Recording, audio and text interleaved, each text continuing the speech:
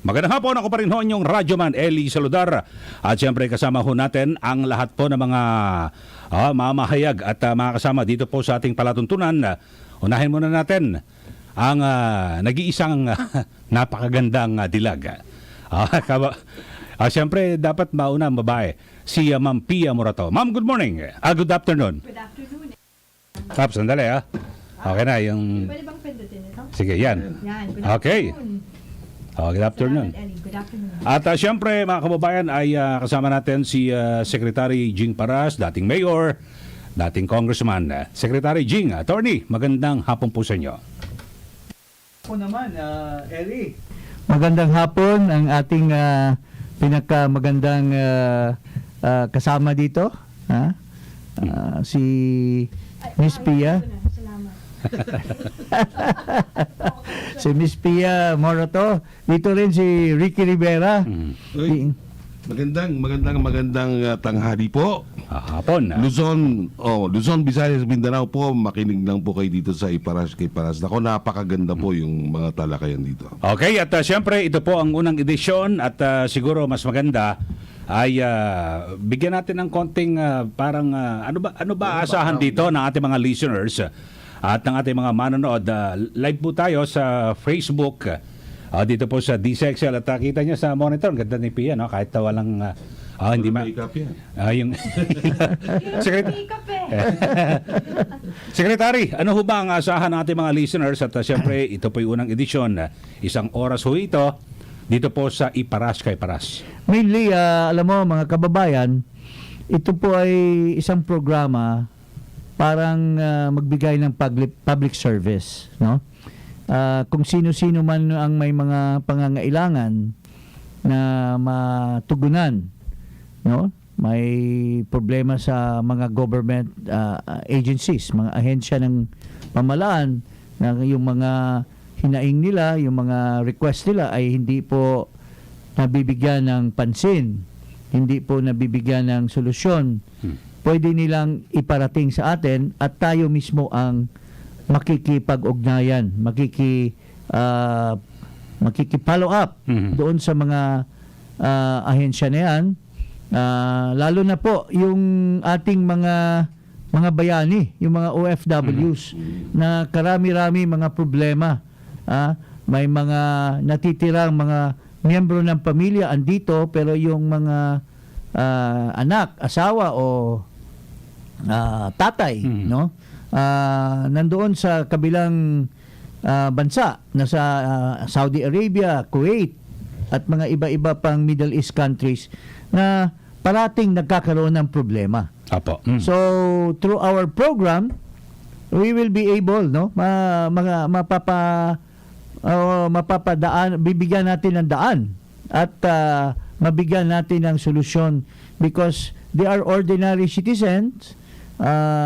Wala silang access sa karamihang beses na makaparating ng kanilang mga hinaing. Apo. Pangalawa, Eli, of course, hindi natin pwedeng maiwasan yung day-to-day na nangyayari sa ating bansa. Yung mga things that are happening, syempre, magbibigay tayo ng komentaryo at mabigyan natin ng balanse na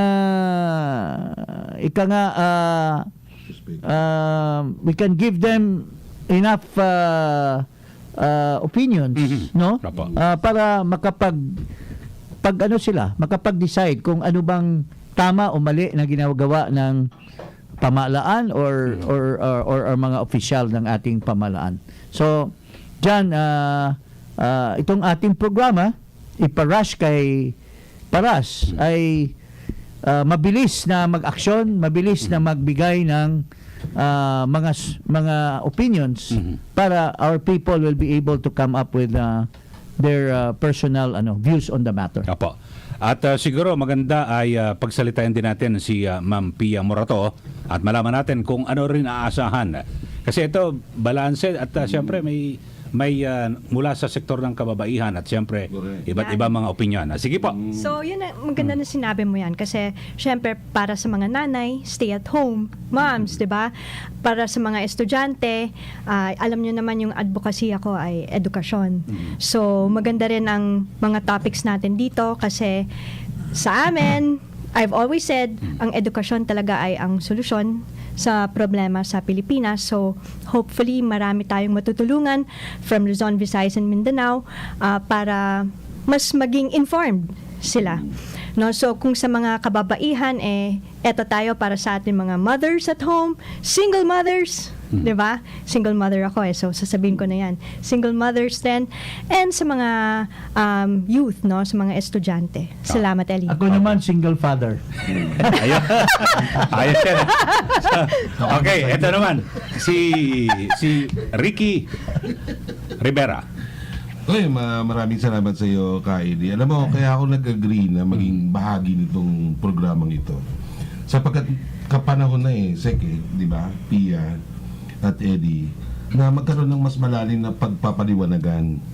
Kasi yung pagpapaliwanag, yun ang nagiging elemento ng pagiging bayan natin pagiging bansa. Now, mas maganda na talagang inform ang ating mga kababayan para alam din nila kung ano-ano yung mga karapatan nila, kung ano yung mga dapat nilang gawin bilang mga mamamayan nitong ating lipunan, no? So, kaya very excited ako kasi alam ko na, Sek, ilang taong ka na bang nasa serbisyo ng pamahalaan? Well, I started as a very young mayor, no? Sa aming bayan at ngayon ay isang syudad na, no? So, from there, naging membro ako ng Congress. hindi, ano pa muna ako, naging assistant secretary, naging undersecretary, tapos nag-congressman, tapos naging chairman ng government corporations at naging nagserbisyo ako sa panahon ni GMA at panahon ni President Duterte. So siguro easily mga 35 years na nasa kasi gobyerno tayo. ang alam ko parang 1986 pa di ba? Yes. From 1986 up to panahon nitong administrasyon ng ating Pangulong Duterte, kayo po talagang nangasiwa nitong mga... So yung experience ninyo, yun yung talagang ang ating pinaka-competitive advantage dito. So pwede rin kayo magbigay ng legal advice. Yes, of course. Yun. Siyempre, pinag-aralan din natin, tayo po ay galing po sa isang law school, sa UP Law School, at pumasa tayo sa bar exam noong 1985. Yun. So, more or less, mayroon tayong konting background sa mga legal issues involved. Yun, dami pong mga So, mga constitutional. so usaping legal sa iyo, usaping pag-ibig kay Pia. Ayun. Okay, mga kasama, oras natin ay 1:41 na po ng hapon at samantala, ngayong araw na ito ang pagbubukas ng klase sa mga pampublikong paaralan, bagamat may mga nauna na sa pribado, pero ngayon siguro unahin natin yung single mom, sabi niya kanina. So, kumusta ang iyong pagtingin sa sitwasyon ng pagbubukas ng klase ngayong araw na ito sa mga pampublikong paaralan? Unahin natin ang single mom from Quezon City. I'm proud to say that I'm from Quezon City, right? So, alam naman po natin meron tayong balik eskwela. Matagal na natin ginagawa ito sa DepEd and inaanyayahan natin yung mga magulang, people from the community to join in preparing the school. So, sa QC naman, sabihin ko lang, syempre, nag-start na tayo ng school, tapos meron tayong mga 81 schools that will implement 5 days of in-person classes. Tapos 77 of the remaining schools will impose yung tinatawag nating blended learning modality. So, syempre, under the blended learning, kailangan din natin intindihan na this learning mode will be given hanggang November 2 of this year until we transition into the face-to-face or in-person classes. So, again, I think yung Brigada Eskwela has been successful. Sabi nga ng iba sobrang traffic din. Pero I want to look at the good side, no? Kasi marami po tayong mga estudyanteng excited to go back to school, to see their friends, their classmates. So sana, as a mother, ako kasi yung mga anak ko din back to school na. Nung una, medyo natatakot ako kasi syempre may COVID pa. But nung nakita ko rin yung excitement nila to go back to school, I want to support it as parents. And as parents, dapat sinusuportahan rin natin yung institusyon, no?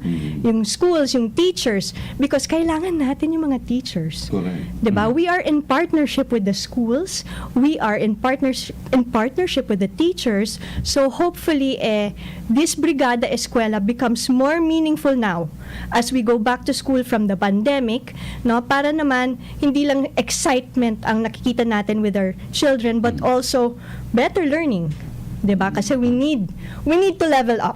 Aminin natin 'yan. We need to level up in education, and let's help. Let's Okay. help DepEd and QC. Okay, sa single father or single dad naman. Secretary Jing, ang iyong obserbasyon sa pagbubukas ng klase ngayong Ang araw daming na ito? single. Well, to me,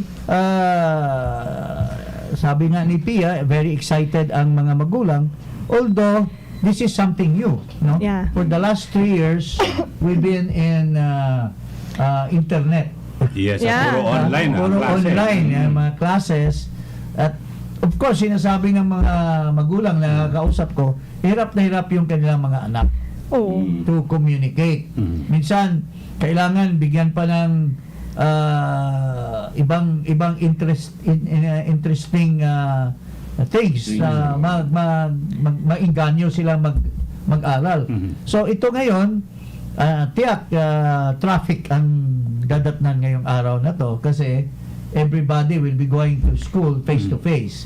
So we hope that itong bagong gobyerno ni Pangulong Marcos Jr. ay maaring bigyan ng pansin lahat ng mga tauhan ng Department of Education to see to it that their teachers are all there, and also the Philippine National Police and the probably in Metro Manila the MMDA Yeah. should be alert for any untoward incident that will occur in the road, no? Kasi marami ngayong magpupuntahan talaga sa paaralan. Apa. So it will be a busy day, busy Monday, so to speak, no? Okay. Pero sa ngayon, ang binamagit, yung madalas naman na naramdaman natin, yung mga problema, pangkaraniwan, kulang sa silid-aralan. Pero ngayon kasi karamihan hybrid. May naka-online, iba pumapasok face-to-face. Pero talagang laging kulang at ang sinasabi, parang dapat nung pandemya, talagang kasagsagan, mga lockdown, nagawa na yung mga dapat na mga ipagawa na mga school buildings o classrooms. Paano kaya matutugunan ito, Secretary Jing? Well, during the time of President Duterte, if I recall, talagang malaki ang pondo na naibigay in construction of school buildings, no? Lalo na this includes yung mga gamit na mga upuan, no? And I think na tugunan din yung mga pangailangan ng ating mga guro na nabigyan ng increases in their salary during the time of PRRD. Now, syempre ang mga kakulangan dahil nga sa pandemic, maraming nawala ng trabaho. We had a very bad economy. Marami pong nawawala ng revenue. Kaya lang nakakalungkot kasi itong kahapon at saka although nire-recognize ng ating pamalaan yung pangangailangan ng mga magulang, nagbibigay kunyari ng educational support, pero hindi naman preparado. At maraming nasaktan. Siguro masyadong eager beaver lang yung nagpapatakbo ng mga offices na yan, umiepal ng husto, kaya hindi sila preparado, kaya nagkakaroon tuloy ng disgrasya sa ating mga kababayan. Okay. Si Ricky. Well, Ricky, anong take mo? Ito, estudyante pa ito. Estudyante ako Nung UP ngayon, may ID ako Sige. Pero siyempre, postgraduate na yan. Ako excited akong pumunta ng UP. Ang problema lang, alam mo every year kasi mga 8 to 12,000 new students yung pupunta doon. So tama ka kanina, kinakailangan yung, I think, Sir Mampia, kinakailangan panawagan natin si Dexter Cadenas, no, para doon sa traffic, yung chief ng Quezon City, para at least mas maayos naman kasi yung mga daan natin sa Quezon City, although malalawak yan, pero yung papunta ng UP, lalo na doon sa may Pilcoa, na doon sa may circle, kinakailangan ma-improve yan. And I think naman, Secretary, patuloy naman yung improvement dahil nagkakaroon na ng no contact apprehension program doon. So, siyempre, namamonitor na talaga ng Quezon City government kung sino-sino itong mga At pag namamonitor, siyempre, magkakaroon ng disiplina. Pero kanina, maganda yung sinabi mo ito sa dating administrasyon, talagang in-emphasize nila ang ayuda na maayos. Maayos, di ba? Wala tayong nakitang mga taong pumunta sa gate ng DSWD at nagka-climb doon. Hindi nagkaroon ng rock concert doon sa sa harapan mismo ng gate. Kasi maayos yung pagpapaano ng ayuda. Secretary, ano bang pananaw mo? Bakit ganyan? Bakit parang walang order?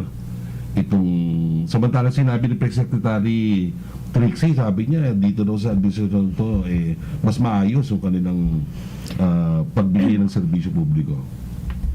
Well, siguro makikita natin yan sa mga managers ng mga departamento. Kung hindi sila nagpiprepara or, well, maybe it boils down to negligence or incompetence probably. So, dapat ang ating Commission on Appointments should really be very strict or very precise in giving nod to these officials na pinipili. Lalo na yung galing sa korupsyon, suspendido ng korte natin, at siyempre may marong credibility problems na yan, or yung may conflict of interest, no? Contractor, pero doon din mismo sa departamento na tinalaga sila, sila ang magkokontrata ng mga projects doon. Di ba conflict of interest? So, in other words, this phenomenon na nangyari sa DSWD na maraming nasaktan, maraming sumampa doon sa mga pader para lang desperadong yun makakuha. ang gagamitin kong word, desperado. It boils down to leadership. So, if maganda yung liderato ng pinaka-pangulo, dapat, maganda din dapat ang liderato ng pinipili nila. No? So, we hope, no? We hope that things will turn out right. Pero, in the first 50 days, mukhang maraming controversy. No? Maybe I would suggest sa ating tandem here, siguro tingnan natin yung nangyayari sa shortage ng sugar. Yes. And how it was addressed. Because shortage of sugar is purely a simple matter. Just a matter of supply and demand. No? Bakit ba naging controversial at nagkakaroon ngayon ng bangayan? Doon mismo sa loob ng sabi pa nga ni Ginang Senator Amy Marcos, a place of so many snakes. I heard her say those things. But siguro, kailangan natin makita kung bakit nagkaroon ng ganitong controversy dito sa sugar shortage. Pero Secretary, matagal nang palaging dinidipik ang Malacanang as a snake pit. A snake pit. Bakit ba? Bakit? Yeah, why? Ano bang ibig sabihin nung Well, of course, ang mga official kasi galing sa mga iba-ibang Siyempre may mga selosan diyan, may mga kampihan, may mga sulutan. So yun ang ibig sabihin ng snake pit. Pero parang tumindil yata ngayon. Patumindi. Yun ang naririnig ko. Ikaw Eli, ikaw you've been in the media even before and maybe you can compare how much critical it is now, no? Hindi, Secretary, sa mga nababalitaan ba natin, mga ilang grupo ba yan yung nandyan sa... Well, Base sa mga report. oo, Bagat ibang mga grupo kasi sa nakarang administrasyon yung kay Pinoy Oo. may grupong Balay at Samar. Samar. Dalawa. Okay. Sa kay dating Pangulong Duterte, merong Davao Group. Ano pa isa? Hindi, may mga ganun na. Anong normal group yan eh. ka, Sec Jay? Mga iba-ibang grupo. Pero at the end of the day, Hindi, yung main. isa lang yung dinadaanan. Yan. Si PRRD. SBG. Kay SPG, pero si PRRD talaga ang Correct. nagdi-design. Yan. Oo, yun ang ano. Tama, Pero tama. ngayon ba, may nag-decide ba, ang Pangulo ba ang nagdi-decide o mayroong ibang mahal or mga mahal sa buhay na nagdi-decide? Yan sabi, si Yeah. Lisa daw. Ha? Si Lisa, si First Lady. Sino ba yun? Lisa, Oh. Marcos. And it's her First lady. birthday. Ay, happy birthday. Okay, happy birthday, First Lady Lisa Marcos. First Lady, Oo, matalino yan. Very. Okay siya. Very. So, ang nagdi-decide, pero meron ding little president eh. Meron dito Oh, so, may first lady tapos. So, paano ito? sabi kasi nila yung Ha? yung little president. Yes, I know him. Yeah. Sabi kasi ngayon sa mga dyaryo, yung little president kasalukuyan, yun daw ang cause ng gulo, yung controversy. I don't know, maybe you know much better than me. So, ibig sabihin, separate yung grupo nitong little president from that of Lisa. Tama ba? Don't ask me. Hindi ko. Wait, well, I got a message at ang sabi is may grupong LAM at may grupong IRM. Tama? Ganon? IRM. Sino yung RIM? Tama Hindi yan. RIP, ha? IRM. Baka si Ma'am Aimee? Ganun ba yun? Senator Aimee? Dami palang presidente May dyan Lisa, sa may Aimee. sa bagong bukas na Malacanang. Okay. Paano yung hukbong federal? Nasaan yun sa equation? Mukhang discredited yata yun, ha? Balita ko, maraming nagtatampo doon. Sabi nung isang kausap ko na talagang very high official doon they were just ignored, ha? Ignored, ha? Kasi dapat official party siya, Bing. Isn't the chairman the president? Oo, kasi yun ang nag-carry sa kanila. Tama ba ako? Siya yung president, right? I mean, the Hindi, chairman is the president. ang balita ko, sumakay lang siya. Sobra ka naman. Sobra ka naman. Kasi ang chairman dyan, alam ko, yung Governor Tamayo. Tama yun. Tapos nandyan si, kaibigan ko rin yun, si Tom Lantion, Secretary General. ng isang political party, he was able to participate, di ba? Oo. Yan, Kasi party, yung ginawa ni Duterte. tunay niyang partido, KBL, mukhang malayo na sa kanya. Kaya he has to find a party para magka-ride on siya in Pero his coming problema nga, election. Sek, ang balita, yung KBL mismo, yan ngayon yung ina-appoint. Well, I don't know. Di Hindi ko alam kasi yung mga ina-appoint nila kung saan galing kasi iba-ibang As mayroong mga Ellie is saying, galing ba sa grupo? Yun bang tanong mo? Iba-ibang Mga grupo. iba-ibang grupo? Yes, Diba? Kasi unity Okay. Alam mo naman yun ang pinapairal nila, unity. So, maski sumuporta daw kay Lenny, sumuporta kay Isko, yung iba dyan, mga remnants ng Noynoy Aquino administration. Bakit gano'n? Ba't may remnant?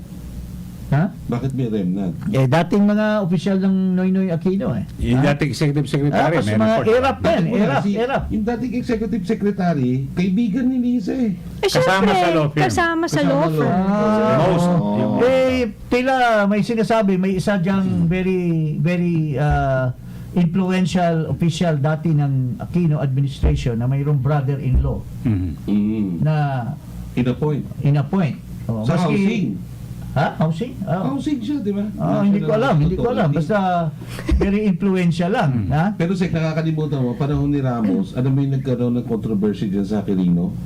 Yung mga squatter na ginawa ng tenement. Kanyang project yun eh. Ganun ba? Ganun ba yun? Hindi natin alam. Kanyang project yun. Yung release. Baka yung mga tunay na projects na doon, banner pa yun. dati. nilipat doon sa isang resort. Oh. Ano ka ba? Nandiwala naman ako Malayo sa'yo. dito. Hindi ka na yun. Okay, sandali lang ho mga kababayan. Oras ho natin, 1:57. Ipa-rush kay Paras. Ipa-rush kay Paras sa RMN DCXL. At syempre mga kababayan, Secretary Jing, kasi maganda pag-usapan natin at para sa ating mga listeners, kasi lahat sila bumibili ng asukal at marami rin ho ang mga pabrika o taga-manufaktura ng iba't ibang mga produkto na pangunahing sangkap ay asukal. So sa ngayon, bagamat may mga report na yung mga supermarket pumayag ng 70 kada kilo. 70 kada kilo ang bibiling bigas. Pero ano ba? Sugar. So, Secretary Jing, ano ba talaga? Kasi may mga report na mayroon bang shortage o wala. Pero nung unang napaulat na 300,000 na metric tonelada ang aangkatin, nagkaroon ng skandalo rito. Pero ngayon natuloy din pero kalahati lang. Ano bang take mo rito? On air ba ko? On air. Yeah, well, para sa akin, it doesn't matter how much. How much is being on paper that is being imported. Kasi matter of implementation naman yan eh. Maski 500,000 pa yan. Correct. Ang control naman dyan kung sinong bibigyan ng mga kanya-kanyang allocation nasa Secretary of Agriculture, no? So kung 300 or 150, ang issue lang naman dyan na naging controversial yan dahil wala daw shortage, sinasabi. Kaya nagalit sila doon kay Undersecretary Sebastian dahil nagbigay daw ng resolution yung SRA under his leadership na mag-import. But tama ba yung move ni Sebastian? Mayroon ba siyang authority? Mayroon ba siyang pag-aaral kung talaga bang itong importation ay karapat-dapat na gawin niya? Pero yun ang issue na i-resolve natin kasi may mga ibang tao na parang nasa shadow lang pero sila daw yung gumagalaw para magkaroon ng ganitong pangyayari. Oo. Pero meron ako natanggap kasi na dokumento, yung memorandum from the Executive Secretary at may petsang July 15, 2022. Malinaw rito na kung lihito mo ito na dokumento, malinaw rito na yung mga mandato at responsibilidad dito sa pagkakatalaga sa Undersecretary for Operations sa Department of Agriculture. At nandun may mga kapangyarihan siya sa pag-i-import. Di ba, Bea, siguro nakita mo rin itong dokumento 15 nito. ba yan? Yeah. Okay, yes. Yes, so yung Well, merong nakita ko rin yan, Eli, no? And in fact, this has been confirmed by Sebastian when he was summoned in the House of Representatives to appear in an investigation, no? In an Okay. investigation. At isa sa mga sinasabi doon, Sebastian was given the power to sign contracts and procure for the Department of Agriculture by Executive Secretary Vic Rodriguez. So, with your statement now, it would seem na magja-jive dito, no? Pero kung titingnan mo itong sinasabi mo nga memorandum from the Executive Secretary addressed to, siguro kailangan natin ma-flash ito. meron na kanina, napakita na. So, ang tanong dito, itong mga binigay na poder kay Sebastian, poder ito ni Secretary Bongbong Marcos bilang Secretary of Agriculture. Bakit po ba naibigay kay Sebastian ito? Ha? Bakit ba si Bongbong ba nagbitiw na pagka Secretary of Agriculture? Hindi pa. Siya pa rin. Hindi pa. Oo. Tamad ba siyang mag-assume ng kanyang posisyon? Kasi bakit si Undersecretary Sebastian binigyan ng posisyon ng bilang Secretary of Agriculture. Basahin natin ito. Pero Secretary, Paras, meron di bang power of delegation ng Pangulo? Yes, Mayroong power. Meron Oh. yan. Pero Constitutional. kung i-delegate mo yung buong power mo, pero nag-a-assume ka na secretary, ano pala ang gagawin mo kung i-delegate mo yung power mo? Di dapat hindi ka na in-assume. Dapat na naglagay ka na ng talagang secretary. Kung hindi mo magagampanan. Tulad nung mayroong nagsasabi na nung gobernador daw siya, hindi naman siya sumisipot doon bilang gobernador sa Iloilo. Ilocos. Ilocos. Anong probinsya yan? Huwag mo sabihin na nagsekretary siya, hindi naman niya siputan yung Department of Agriculture. Kaya tinalaga ni Rodriguez itong si Leocadio Sebastian as officer, chief of staff. Pero bilang chief of staff, pinigyan ng poder. If you look at the powers that Based on that. based on this, no? Yes, Okay, Presuming memorandum. na ito ay Lehitimo. Lehitimo, Pero sabi mo, eh. kinonfirm na yan sa well, Congress, kinonfirm ni sa House. Sebastian na mayroon daw authority to sign contracts and so this must be the one, no? But Yes. we can be wrong Pero also. sino nag-sign si Vic? Walang signature Walang dito. signature. Hindi, Kuha natin. pero nakalagay, meron. Saan? Tapos may, ayun o, tignan mo. Meron Hindi, ba? may sign si Ayan, Marcos. Ayan pala eh. Meron o. Signed by?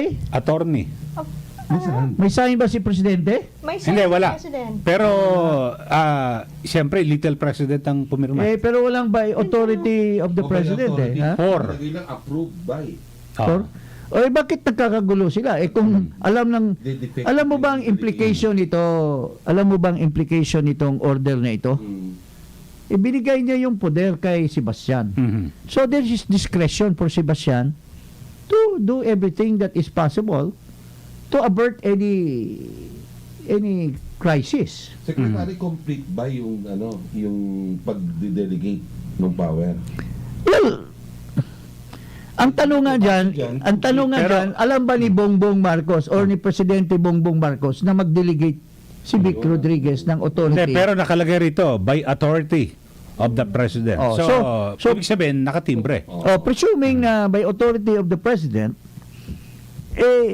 are they aware that the authority that was granted to Sebastian is giving full powers for him to do, including coming up with importation permit. Pero merong ginawang ewan ko kung palusot 'yun sabi importation plan, hindi importation order. Yun nga sinasabi ko kay Pia kanina, mayroon Meron ba? bang importation plan sa kasama Hindi, ba yan ang yan? sabi ni First Secretary Trixie Angeles ang direktiba ay gumawa ng importation plan. Hindi, pero mali. Bumuo. Hindi, yung verbal order Ito Pero sabi. written. yan. Written, basahin natin ha. To sign contract, memorandum of agreement, administrative issuances, instruments, and administrative and financial documents necessary to carry out department objectives, policies, functions, plans, programs, and projects. Wala, complete. So napakalawak nung ano na yan. So if you are talking of the resolution whereby si Undersecretary Sebastian chaired that SRA board. Remember, yung SRA is a government corporation. GOCC. GOCC yan. And the decision is not by the chairman who is Sebastian, but by the board. Tama. Nagbubutuhan yung board. So, Sebastian was just the one that transmitted na mayroong board resolution. Tama. So, bakit natin sibakin ito or magigamin nating fall guy? Yun ang mga tanong ng mga ating kababayan. One end lang yan. Ha? Siya willingly. Yeah, he resigned. He resigned because he felt slighted, I guess, na binigyan nyo akong poder, bakit na naman gumawa ako ng kabutihan? Ito, in fact, itong basahin natin yung statement ni Sebastian. There is a clear indication of a rapidly diminishing supply of sugar. Tariff supply is projected to run on August 2022, he said during the joint hearing of the House Committees on Good Government and Public Accountability. I cannot stand watching Filipinos suffer the high local prices of sugar that are hurting Filipino consumers. Sebastian added. However, I immediately resigned when I knew the President disapproved my action. So, noble yung action niya. Binigyan siya ng poder ni Vic Rodriguez dito sa memorandum from the Executive Secretary. Gumawa siya ng tama kasi base daw sa mga datos na binigay sa kanya, may shortage. Pero, paano ngayon? Ibiglang hindi daw approve ni Presidente Marcos. Pero, kasi daw walang shortage. Pero, ngayon sa mga indication, may shortage kasi pumayag na siya mag-import. So, paano ba mga kababayan? Ano bang nangyayari dito? Pia, what's On your the take? other hand, my take, I just have to bring this out. Yeah. August 5, 2022, may nilabas namang memorandum for the President, si Yusek Sebastian. Okay? And the subject was on recommendations for the sugar industry. Excuse me. So, ang sinasabi, because I actually read this in the article of Bobby Tiglao. Okay? Ang sinasabi is they gave this recommendation on August 5. And then an enactment was done, or a movement, right? A decision was made August 9. Right? The letter is dated August 5 and the SRA board met on August 9 and passed the sugar order. Okay? So, did Sebastian really expect, as based on this article, the Office of the President to respond to his memorandum in just 3 days? Well, ako, Diba? ang take For ko him dyan, to tell the SRA board to go ahead with sugar order number 4. Remember, there was already a problem with number 3. yeah. Right? Okay. So, baka kulang ng facts. Baka in the interim, kasabi nga ni Sebastian, there was a verbal order. baka tinawagan siya. O sige, tuloy mo na yan. Kasi, that was urgent. August 5, nag-memo siya. Dapat August 6 or August 7 may respond doon sa memo niya na wag kang gumalaw, wag kang Kasi urgent eh. urgent eh. Wag kang gumalaw. Pero August 9 na, there is a crisis going on as he said in this investigation sa house. I cannot afford to see my kababayan suffer. So binigyan naman siya ng authority dito sa memorandum. Sabi niya, kung hindi nila sinagot, I will do my job. So he issued he approved the resolution to import sugar. Okay. So yun ang take ko.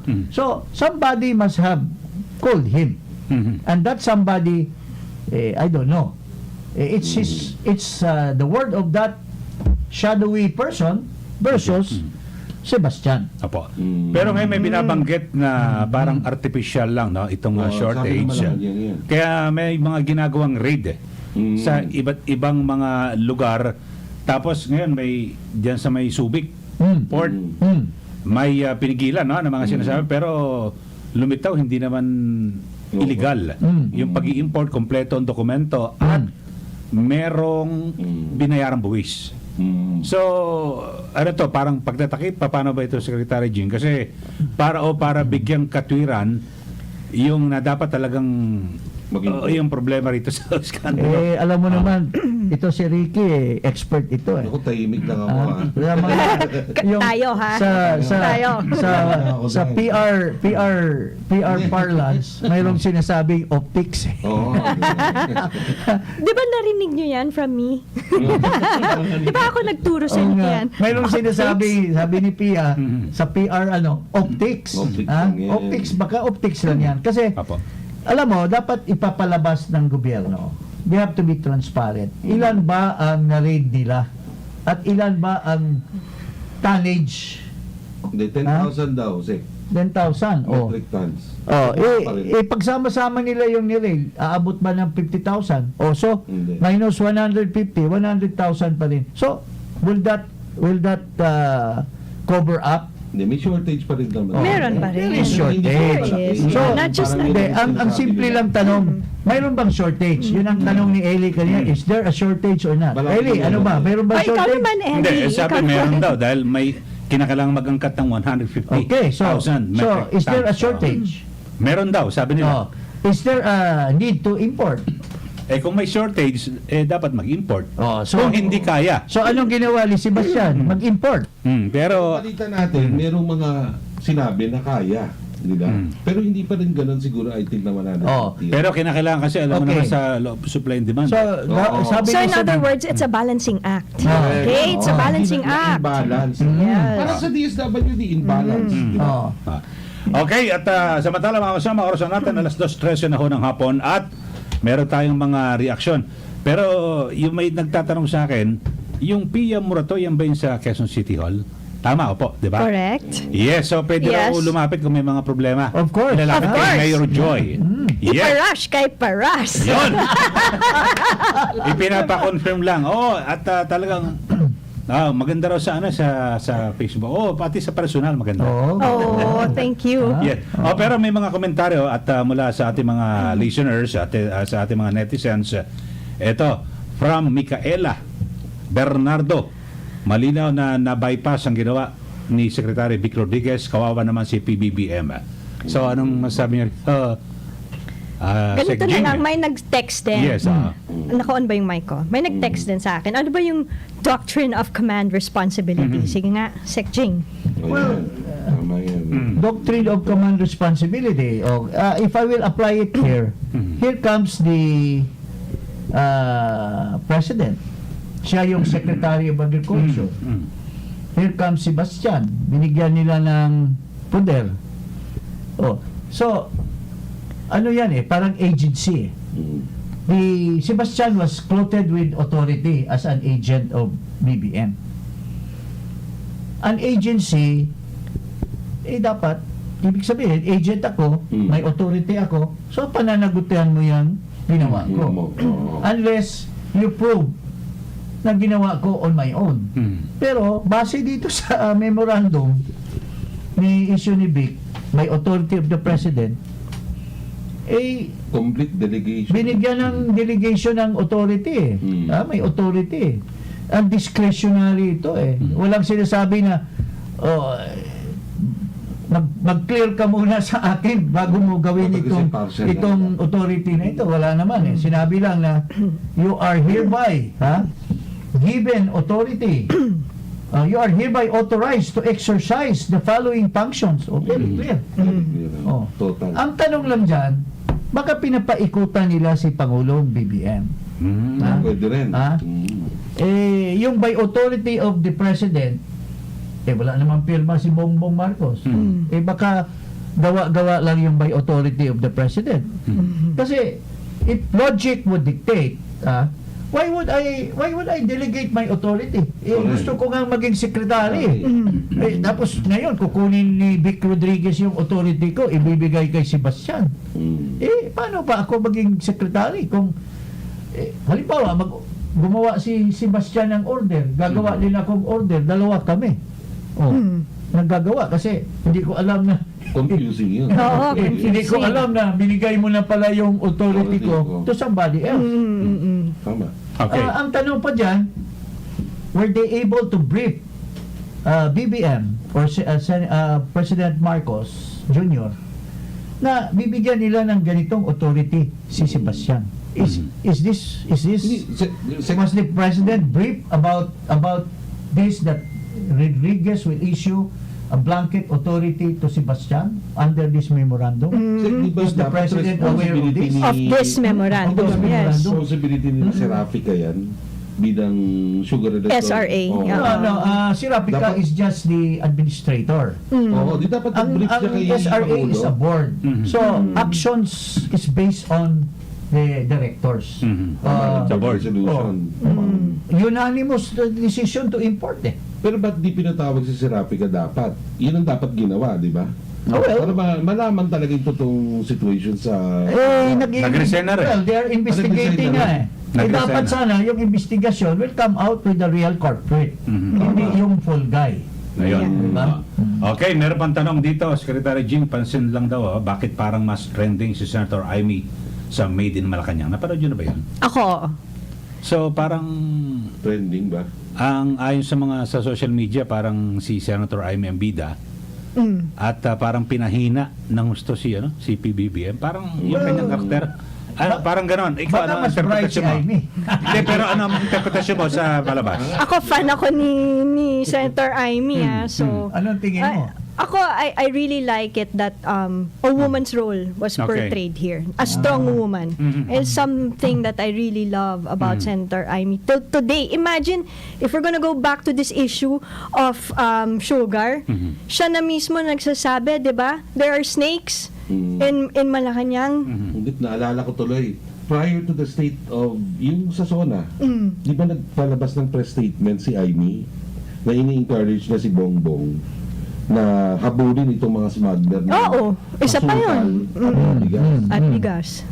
So, well, But she's been saying it. In fact, she even said na huwag niyong lokohin, di ba? Correct. oo. Huwag niyong lokohin yung kapatid ko. I think there's an Ilocano word for it. I'm not sure. But, yes. So, So, nakapaligid ng problema kasi ikaw, anong tingin mo doon sa tanong? Saan? Sa Yung si kanina. Amy, yung kay Amy? Oh. yung kay Made in Malacanang, No, mas Hindi, kasi ikaw ang may popular? iba't ibang mga reaksyon na parang lumitaw doon na si Senator Amy siya ang nagdesisyon sa mga huling oras at si PBBM talagang parang walang Passive. alam. acid. No, passive. Ngayon, ganun ang ano. so may ganon. Parang So, naalala ko yung sinabi ng dating Pangulo eh. Ha?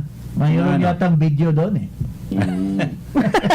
Yung dating Pangulo. Sinong dating panguong nga? Yung tatay niya, dating Pangulo. Oo Hindi. nga. yung dating kasalukuyang Kaalis lang. Kaalis lang ng Pangulo. Si dating Pangulong Oo, Duterte. alam naman ng taong bayan niya na sinabi ni Duterte na weak.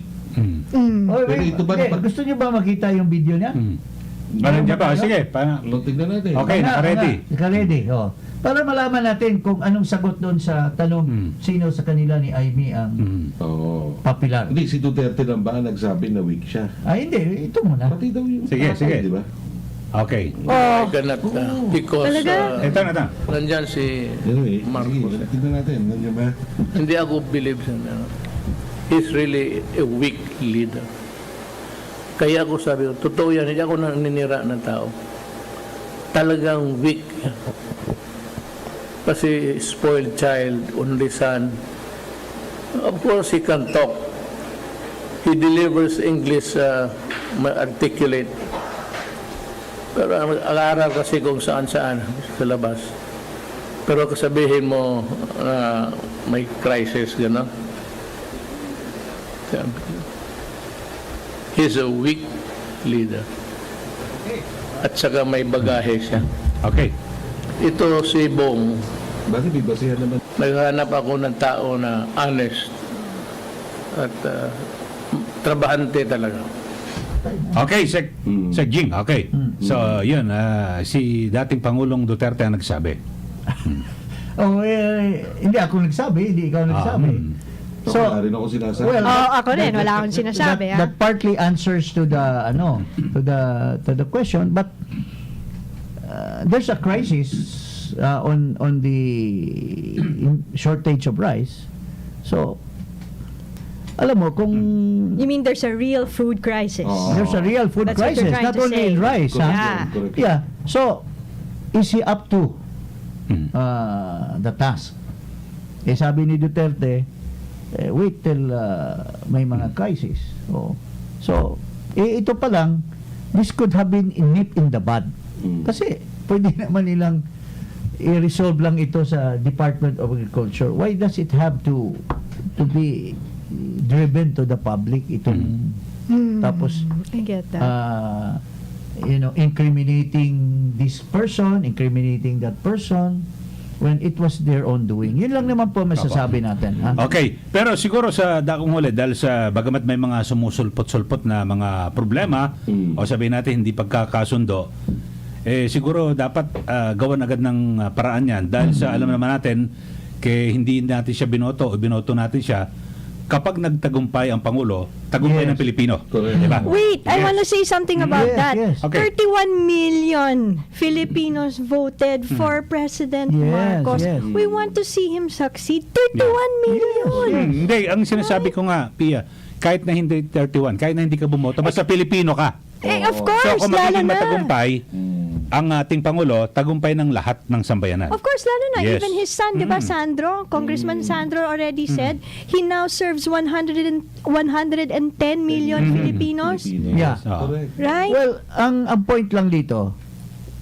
maski sabihin ni Pangulong Duterte na weak siya, pero kung honest yung kanyang mga tao na nakapaligid, Mhm. maayos yung pagpili ng mga tao na kanyang gabay sa kanyang pamalaan, no matter how weak you are, if you have a strong people around you, they are not dishonest, they are not getting money from other people as early as now on corruption, then no matter how weak he will be a strong president and he will be a successful president. Ah. Pero kahit na sabihin natin weak or strong ang isang presidente, kapag matino yung mga nakapaligid, Yun Yes. ang sinasabi. magiging maayos, di ba? Yes. Tama yung sinasabi Yun mo, ang Secretary maayos. G. Yun ang maayos. Oo. Pero, yeah, that's why this program is not only public service. We're also Educating. We're also educating. Yes, We're also monitoring Yeah. the works of because we are taxpayers. Yeah. Our people deserve them to know exactly what's going on with government. Okay. Okay, nako, oras na natin ay alas 2:24 na po ng hapon at pasalamatan lang natin yung ilang mga nag-text, sila Micaela Bernardo, Bansha Balangkit, Andrea Concepcion. At siguro sa panghuli ay Ricky, ano masasabi mo muna sa ating palatuntunan at bago tayo magtapos magpaalam? Uy, napakaganda, very enlightening, ano? At sana, Secretary, by bukas meron pa na tayong pagkakataon mag-discuss pa. Di ba? Kasi sabi mo nga kanina, karapatan ng mga mamamayan na malaman nila kung ano yung nangyayari sa lipunan. Kasi may epekto yan, Kylie, magkano ng sugar ngayon? Yes. Yeah. Ikaw ba, pag nag-grocery ka, magkano na ang grocery mo ngayon? Nung panahon ni Duterte, nakaka-grocery ako 7,000 pesos. Ngayon, sir, 15,000, hindi kaya. Ang ending nito, ang ending nato dito sa drama na ito, nakinig din si Bongbong Marcos, si President Marcos, and he agrees to import at the end of the day. This was given, the idea was given by Sebastian and company na there's shortage. At the end of the day, maski nag-ikot-ikot yung mga issues, all is well that ends well. In that word. At least, if you have a weak president, pero nakikinig din siya eventually, he will be strong president. And the importation that he orders now will solve the problem. So, ganun sana. Sana consistent siya in the next things to come. Sana makinig siya dito sa show na to. Yeah. Every day. I think that's the intention of everyone, including us, no, that yun na nga, it comes from that place of we want to see our president succeed. 'Di ba? So tama ka, sana nakikinig. Yeah, because he's our only president. Yes, Yeah, we want wala to see na him si succeed. Digong. So, siyang inaasahan natin. Definitely. So, we want him to succeed. But, of course, we want him to know also that these are the people's sentiments. Yes. Right. And like you said, Ricky, it affects everyone. Kasi mga nanay, they're talking about, their budget. Budget. Diba? People are making bread. Mga pandesal makers, they're talking Pero about siguro bago tayo budget. magtapos, pinag-usapan natin mga talagang mga basic commodities. Kasi may sinasabi ang PSA ngayon, 18 pesos kada kain. Kasya ba yun? Ikaw naman, nag-grocery ka, kasya ba yun? 18 pesos. Ano ba? No. Ano nakakuha yan? What? Baka 50 pa. 18. Yan ang kwenta, Like kwenta nila. 18, Spanish 18. 18. Well, ano yan? 18. Per person? Per person, parang gano'n siguro. Well, alam mo, resilient ang mga Pilipino Magkano ba ang isang kilo ng bigas? Ano ba, 50? 50 pesos ngayon. 40 o Hindi, 50 medyo... Akala ko may 20 na. Di ba may 20? Wala pa. Because I'm in the restaurant business. I mean catering. So alam natin kung ang 1 kilong bigas, pwedeng 8 ang kakain yan eh. Totoo. So, Depende kung malakas kumain. Oh, so, divide mo tapos, Magkano ba retail ngayon ng bigas? ha? Retail, 50. Tapos, ilan ang kakain? 8. Eh, sabi ng ating Pangulo, 20 lang daw eh. Ano ka? 20 pesos na lang daw. Okay. Okay, wala na tayong oras at siguro bukas at Secretary Jing. Ito, unang episode ng Iparas kay Paras at siguro mensahe mo sa ating mga listeners at ano pa yung mga dagdag na asahan bukas at hanggang Lunes hanggang Biyernes po tayo rito. Mga kababayan, mga kaibigan, mga kamag-anak, walang kamag-anak dito. Sabi ni Erap. Pero, kidding aside, please listen to this program because we want to help our people. We want to perform public service. Pero gusto rin namin ma-discuss yung mga various issues that means a lot to our people. No? So, tune in to 558 every day. Monday to Friday. At dito kasama ko si Miss Pia Morato, Eli Saludar, Ricky Rivera, and si Paul Potato Sales. Yes. So you will see us every day. Please send all your messages, all your texts, yung mga daing nyo, yung mga problema nyo. We will address all of them. Very rush. Ipa-rush. Kaagad. Okay.